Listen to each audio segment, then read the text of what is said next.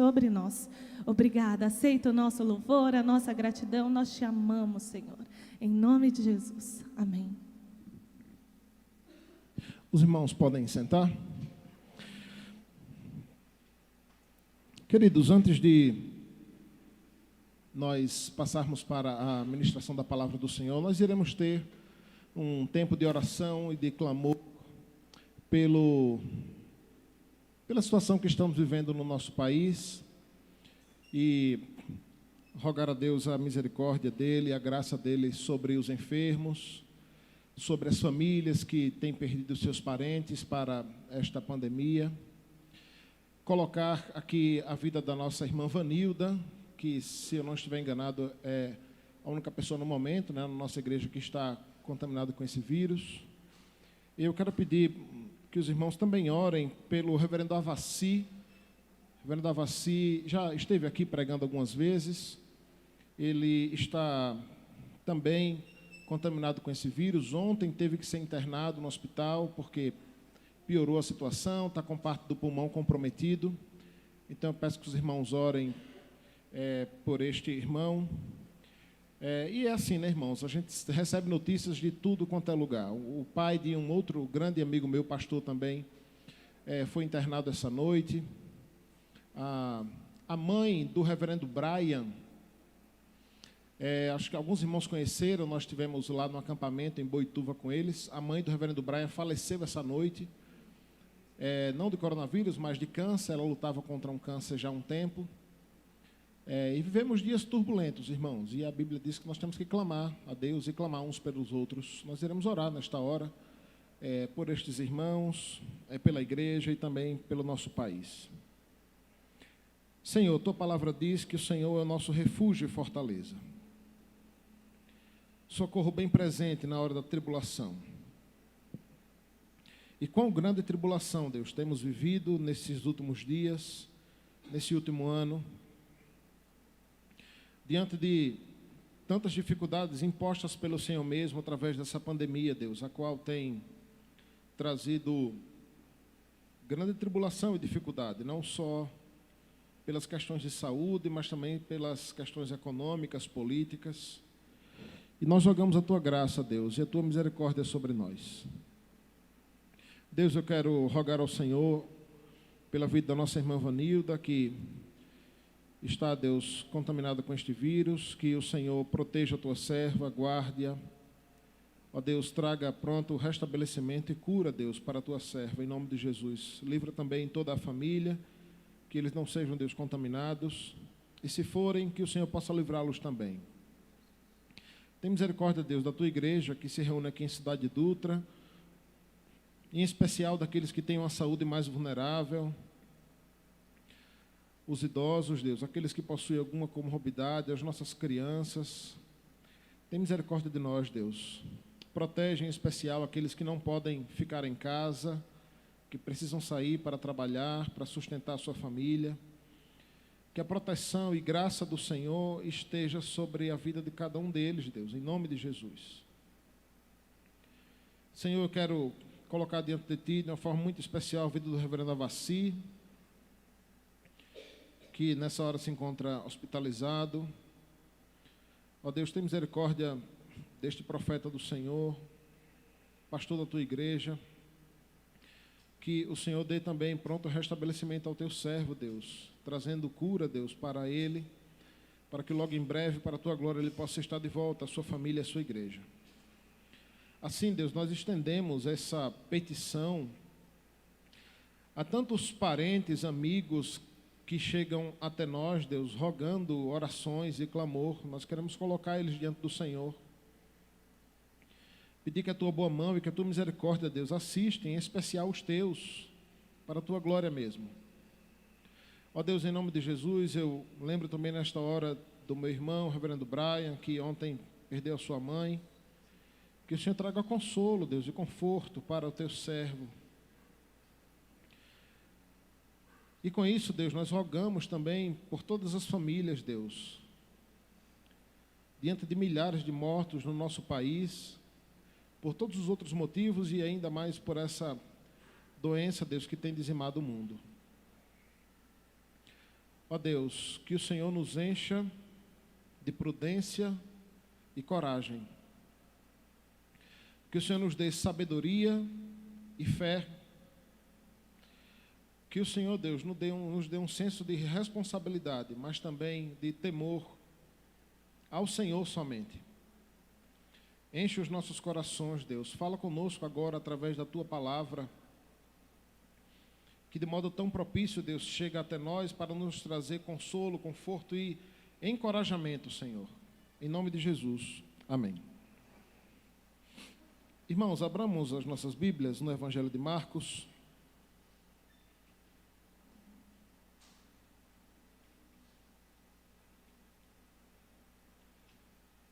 Marcos capítulo 4.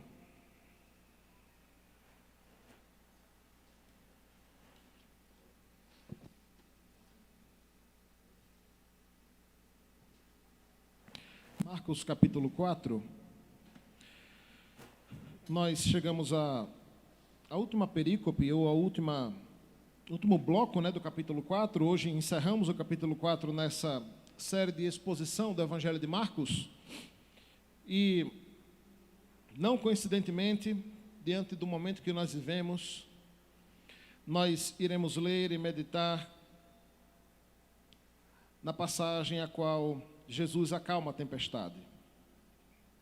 Nessa manhã, eu quero falar aos irmãos que, em meio à tempestade, Jesus permanece no barco.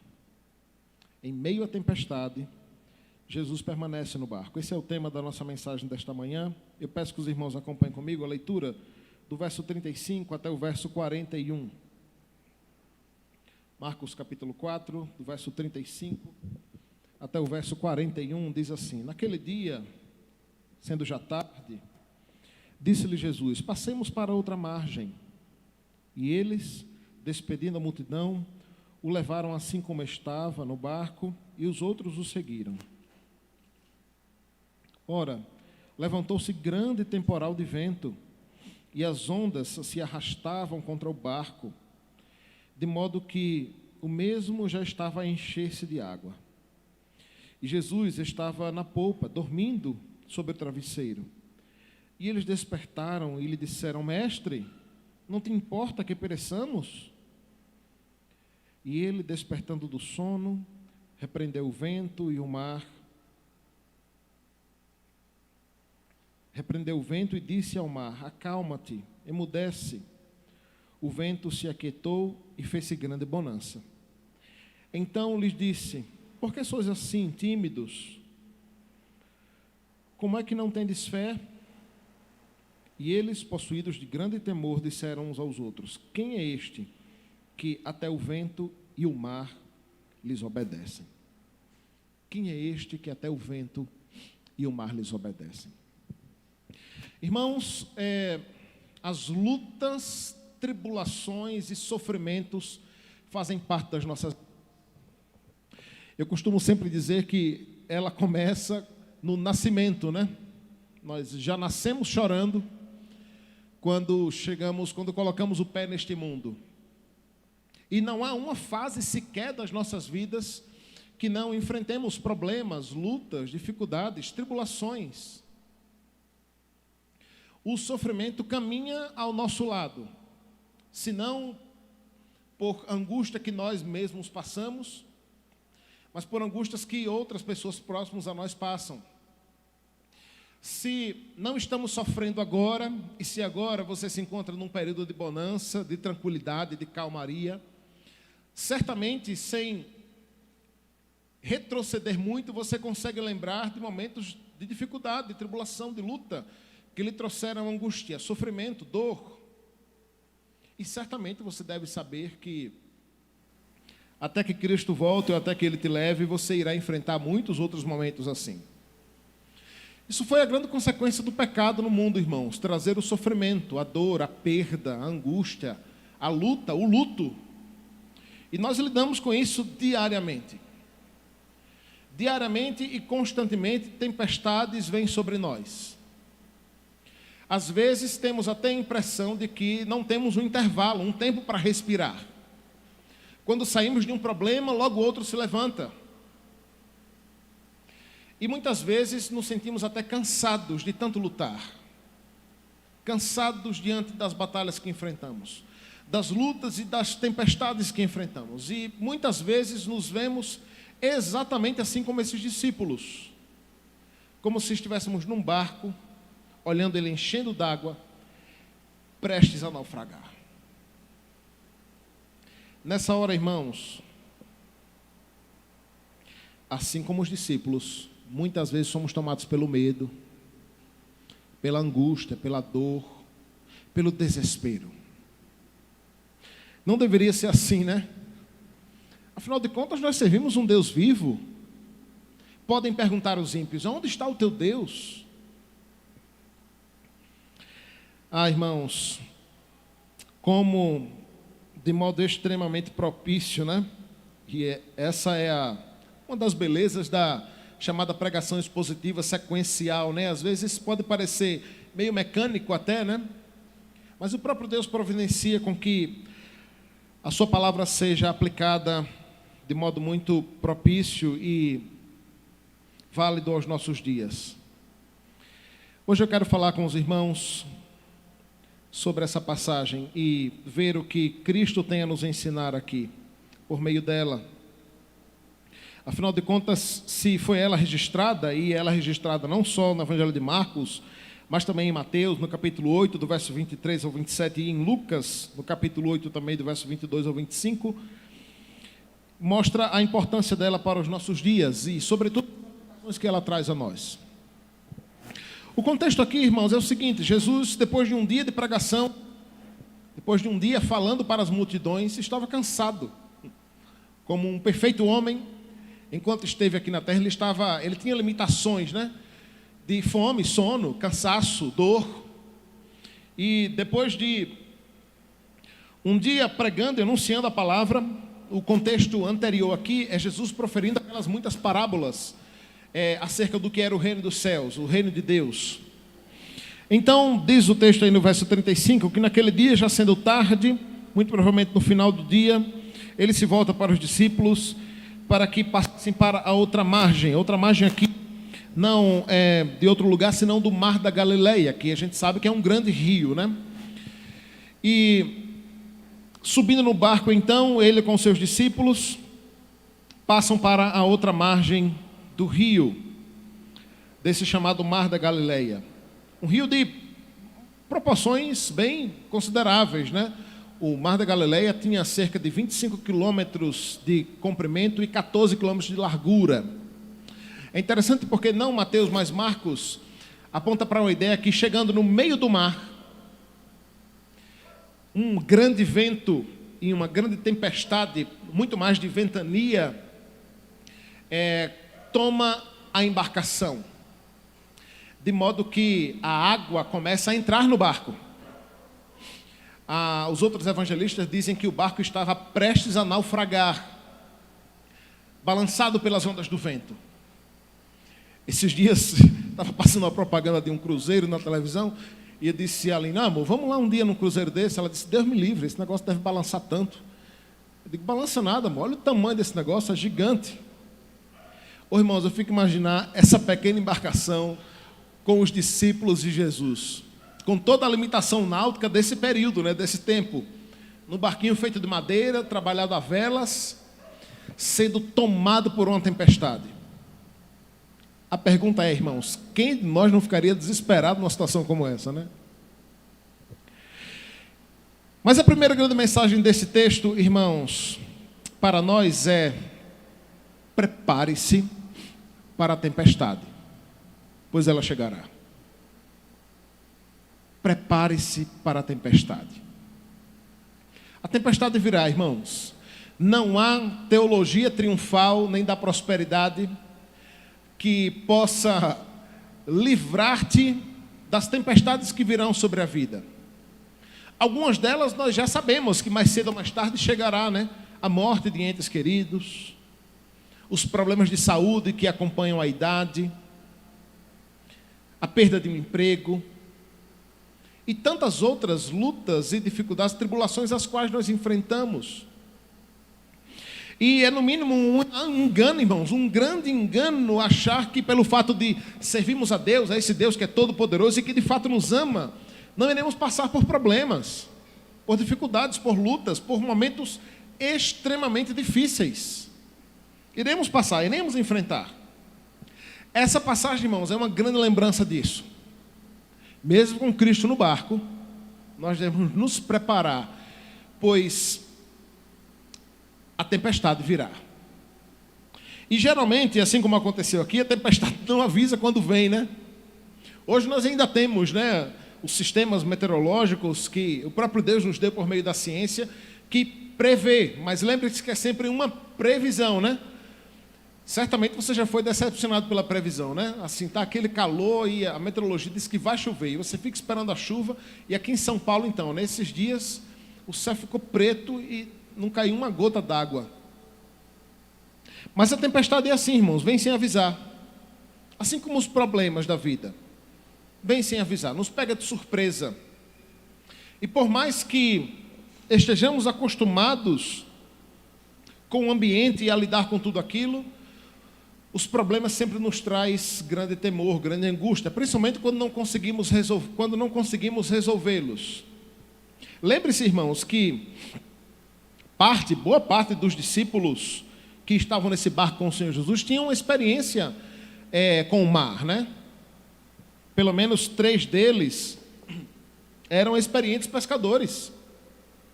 Ora, as embarcações, nesse período, irmão, eram um dos principais meios de locomoção, inclusive. Não é como no contexto atual, né? Que tem gente que vive toda uma vida sem nunca ter posto um pé num barco, né? Ou viajado no mar, né? Ou estado numa embarcação. Esse é um período onde isso aqui era tudo muito comum, muito normal. Mas diz o texto, no verso 37, que se levantou um grande temporal de vento. E as ondas se arremessavam contra o barco, de modo que eu mesmo estava prestes a encher-se de água. Enquanto isso, Jesus dormia. Enquanto isso, Jesus dormia. Você já teve a impressão que, diante das tempestades da sua vida, parece que Jesus está dormindo? Parece que ele está dormindo e não está vendo o que você está passando? Você já teve a impressão de que está vivendo no meio do caos e está a ponto de explodir de tantos problemas na cabeça, no coração, e a angústia e o medo toma conta do seu coração e da sua alma, e você tem a impressão que Jesus está dormindo tranquilamente, como se nada estivesse acontecendo?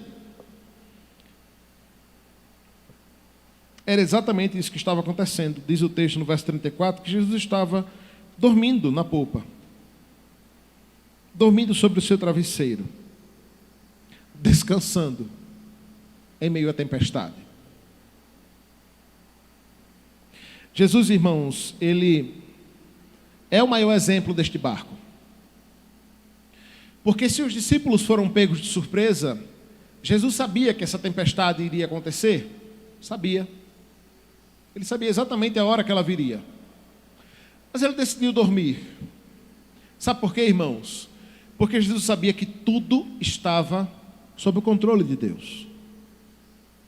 E que nada, absolutamente nada, aconteceria de mal aos discípulos ou a ele mesmo, se não fosse a vontade de Deus. Então, cansado como estava, ele foi dormir. Eu fico a me perguntar se eu e você conseguiríamos fazer isso, né? Olha, vai vir uma tempestade aí, um grande problema vai estourar. Uma grande dificuldade está por vir. É só você deitar a cabeça no seu travesseiro e dormir. É esse o exemplo que Cristo nos dá, irmãos. Mesmo como homem, sendo limitado, estando cansado, ele foi dormir. E diante do seu sono, ele é acordado pelo desespero dos seus discípulos. Ele é despertado pelo medo dos apóstolos, que desesperadamente correm, quase que questionando, colocando-o sobre a parede, pressionando, dizem: Senhor, nós estamos prestes a morrer, e o Senhor está dormindo. o nosso barco aqui está prestes a naufragar. Está enchendo d'água, as ondas estão prestes a virá-lo. E o Senhor está dormindo. Será que o Senhor não se importa que nós morramos, que nós pereçamos?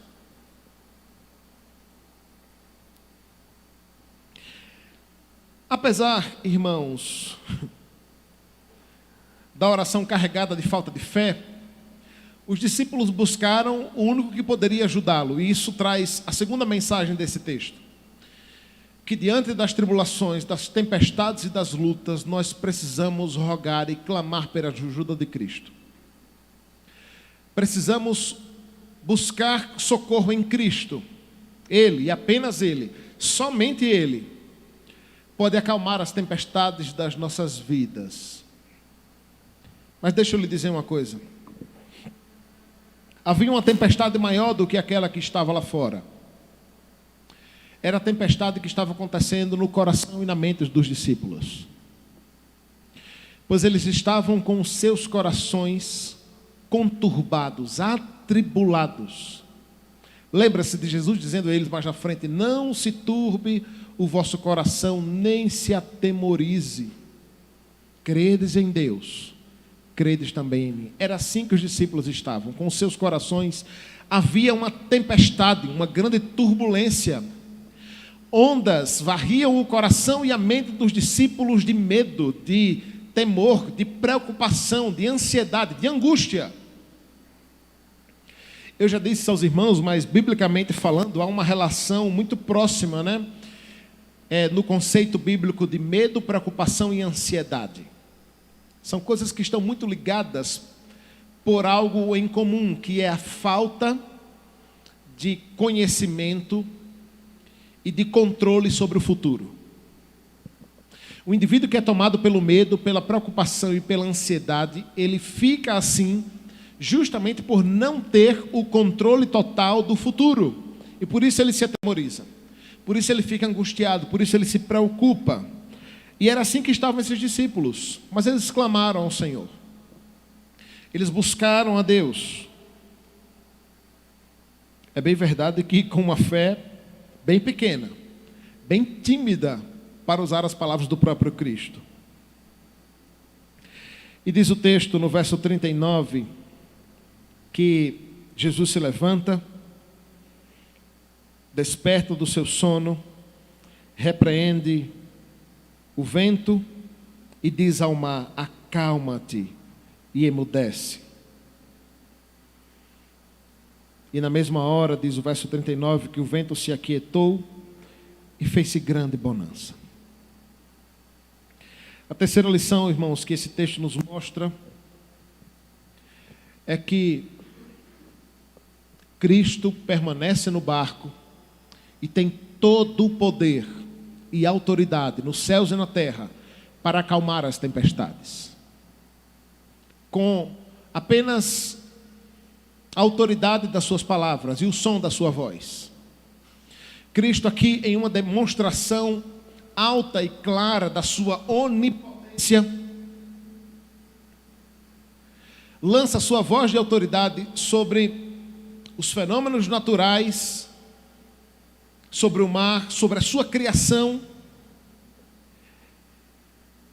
e com autoridade manda que o vento e o mar se acalmem. O vento e o mar se acalmem.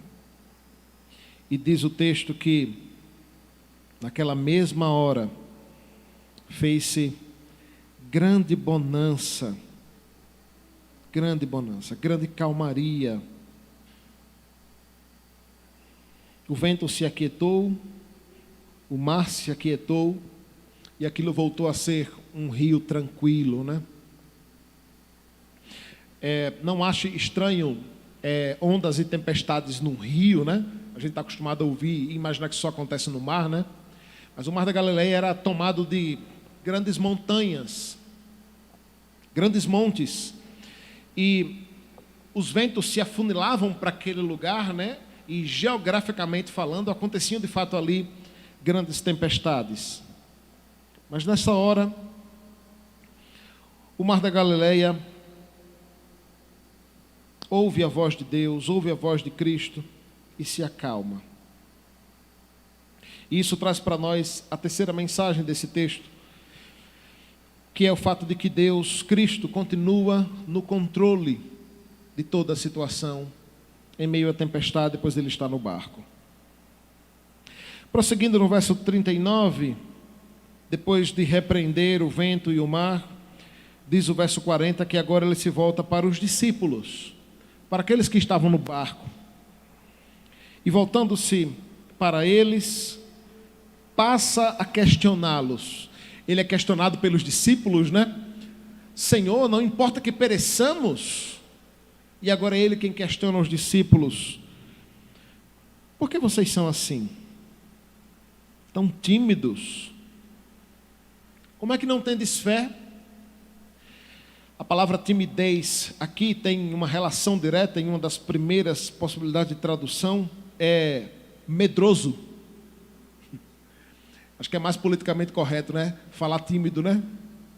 Mas uma possibilidade claríssima de tradução aqui é: por que vocês são tão medrosos?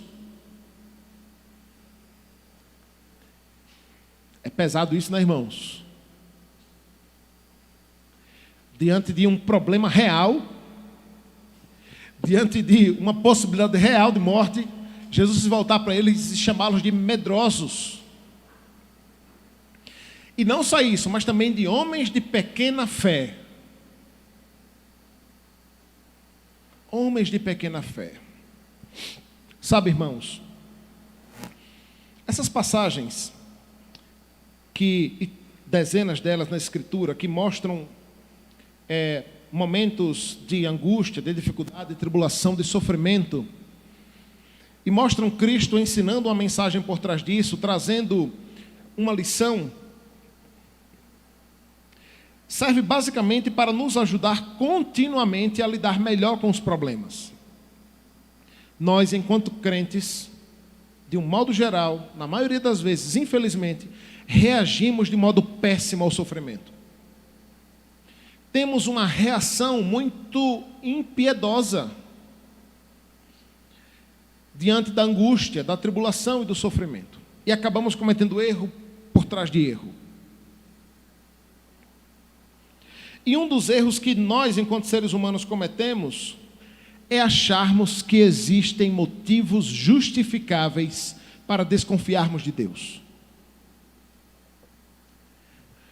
É acharmos que o nosso problema, ou que a situação a qual enfrentamos, é mais que justificável que hajamos com medo.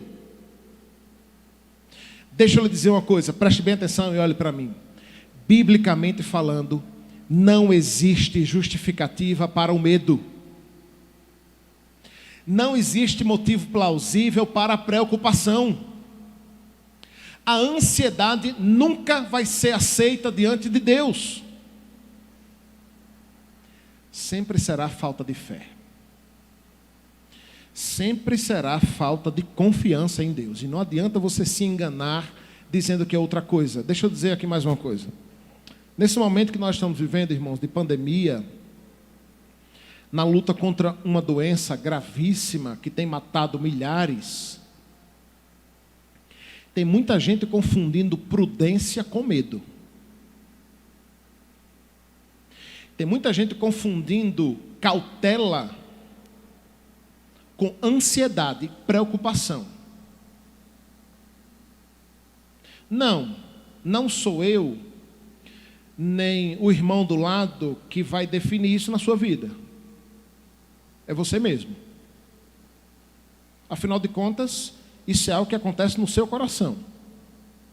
Quando você faz ou deixa de fazer algo, alegando cautela com a pandemia, ou responsabilidade diante daquilo que você faz ou deve fazer, se isso na realidade é medo, só você e Deus pode saber. Aliás, às vezes só Deus, porque nós nos enganamos a nós mesmos. É por isso, irmãos, que aplicando especificamente a esse momento que nós vemos de pandemia, eu tenho orado muito a Deus e pedido que Ele dê à igreja, da mesma maneira e na mesma medida, cautela e coragem. prudência e fé. Pois é assim que um homem e uma mulher de Deus age diante de grandes problemas que se agigantam sobre ele. Quando os problemas vêm até nós fazemos de tudo para solucioná-lo e cumprimos a nossa responsabilidade e papel diante disso. Mas aliado a isso, continuamos corajosos. Ora, irmãos, não é isso que a palavra de Deus diz? Sede fortes e corajosos. Não temam, não se atemorizem, não sejam tomados pelo medo. Essa semana agora, depois da semana de oração, os nossos pequenos grupos irão estudar sobre o medo. E olha, irmãos, se você for parar para fazer um estudo panorâmico da quantidade de vezes que a palavra, a Escritura, fala sobre medo como sinônimo de preocupação e ansiedade, você vai ficar impressionado com as dezenas e dezenas de versículos. Deus dizendo: não tenha medo, não tenha medo, não se atemorize, não andeis ansiosos, não se preocupe, não tenha medo. Essa é outra grande mensagem desse texto para nós, irmãos, talvez a principal delas. Diante das tempestades, não tenha medo. Não deixe que o medo tome conta do seu coração. Ele até pode bater a porta lá do seu coração. Ele até pode entrar e passar uns 2 dias lá, mas depois você manda ele embora. Baseado na fé, na confiança e na firmeza em Cristo.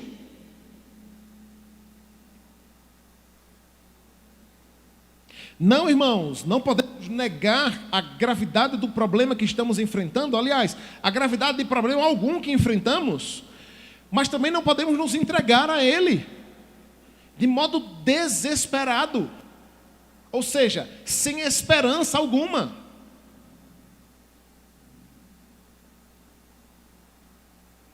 O Senhor Jesus, irmãos, pode até soar um tanto indelicado, né? Com essa dura palavra aos discípulos. Porque mentalize você lá nesse barco, né? E o barco balançando, as ondas prestes a virar, o céu escuro, tomado de rajadas de vento e trovões e raios e muita água, todo mundo ensopado. E Jesus sai, acalma a tempestade e de modo muito duro e veemente chama os homens de medrosos e homens de falta de fé, com pequena fé.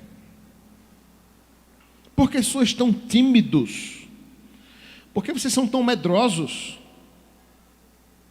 Por que vocês não têm fé?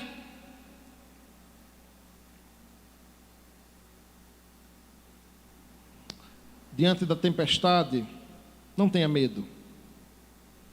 Ou melhor, não se deixe dominar pelo medo. Medo você vai ter. Medo você vai ter. Eu terei. Mas não deixe que o medo seja o regente desse tempo onde você passará pela tribulação. Não deixe que a angústia, o sofrimento, a preocupação, a ansiedade seja o comandante da sua vida nesse período. A quarta e última mensagem desse texto para nós é a de contemplarmos e colocarmos o nosso temor naquele que verdadeiramente deve ser temido. Perceba que temor também na Escritura, no português principalmente, é uma palavra que é geralmente utilizada para falar do nosso temor a Deus. Mas a raiz e a base aqui de temor, tanto no hebraico quanto no grego, tem uma relação direta com medo mesmo. Também com medo. Mas é claro que esse medo aqui, a palavra temor no português, tem uma relação muito maior com a ideia de respeito, né? Com a ideia de reconhecimento por alguém que é maior, é grande, é infinito. Os discípulos agora são tomados por um bom temor, por um bom medo. E é diante daquilo que os seus olhos veem. Diz o verso 41, que eles, possuídos de grande temor, disseram uns aos outros: quem é este que até o vento e o mar lhes obedecem. Quem é este? Este é o nosso Deus, irmãos. O Deus que, com a autoridade de sua voz, com o poder das suas palavras, pode solucionar, fazer acalmar as tempestades que assolam as nossas vidas. Irmãos, que diante das tempestades que enfrentamos, pessoais, particulares, familiares, financeiras, amorosas, na saúde, no país, diante do momento que vivemos, que nós possamos estar preparados, sabendo, inclusive, que coisa pior pode vir, que com muita serenidade e firmeza estamos preparados para isso. Em segundo lugar, que nós possamos clamar ao Senhor e buscar a Cristo diante das tempestades que vêm e que virão. Pois Ele, por mais que pareça estar dormindo, Ele está muito acordado, viu? Ele é o guarda de Israel, que não dormita nem dorme jamais. Ele não descansa, Ele não está mais limitado a um corpo físico e passivo destas limitações, né? O seu corpo agora é um corpo glorificado, totalmente perfeito. E Ele é aquele que vela por nós em todo tempo, em todo momento, sem descanso. Por isso nós devemos clamar, rogar a Ele, buscar a Ele. Se você não tem orado mais nesses dias tão difíceis, irmãos, saiba que uma das coisas que Deus tem nos chamado é para a oração, é para buscarmos a Ele. Deus se utiliza do período de tempestade para nos ensinar, e nos ensinar muitas coisas. Uma delas é o quanto nós precisamos buscá-lo em oração. Esse texto também nos ensina que nós não devemos temer, não devemos agir de modo tímido, medroso, amedrontado, apavorado. Mas devemos agir com fé, com firmeza, com segurança, com intrepidez, sabendo o Deus a quem nós servimos. Por fim, esse texto nos ensina o quanto devemos de fato temer e a quem nós devemos temer. Tenha cuidado para não estar vivendo um tempo onde você teme mais uma doença do que a Deus. Tenha cuidado para que você não esteja vivendo um tempo onde você teme mais as ações dos homens do que a Deus. Tenha cuidado para que você não esteja deixando que o temor aos problemas que estão aí e que virão sejam maior do que o seu temor a Deus. Não devemos temer a nada, irmãos, e a ninguém mais do que ao próprio Deus. Que esse temor venha acompanhado da certeza de que Ele é este que pode acalmar o mar, a tempestade e dissipar os ventos que assolam as nossas vidas, as nossas famílias, a nossa igreja, a nossa cidade e o nosso país. Que Ele mesmo tenha misericórdia de nós, nos auxilie e nos ajude para isso. Senhor, nós louvamos e bendizemos o Teu nome pela Tua palavra. Muito obrigado, Deus, porque o Senhor está conosco no barco. O Senhor sempre estará conosco no barco. Por mais que não o vejamos, por mais que achemos que o Senhor está dormindo, por mais que as ondas se levantem, Deus, sobre nós e estejamos prestes a naufragar, no tempo do Senhor, o Senhor se levantará com providência. No teu tempo, o Senhor levantará e com a autoridade da tua voz trará calmaria para as nossas vidas. O tão sonhado e esperado tempo de paz, de bonança. Ó Deus, mas enquanto a tempestade aí estiver, ajuda-nos a manter-nos fiéis ao Senhor, agindo com coragem, com fé, confiança no Senhor, para a tua glória mesmo.